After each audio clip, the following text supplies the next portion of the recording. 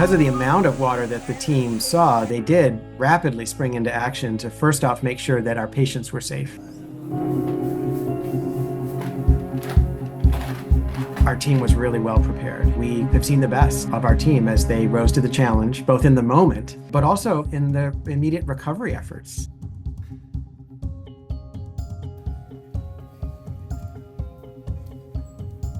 We've been able to reopen the waiting room, the front triage area of our emergency department, and one section of the emergency department.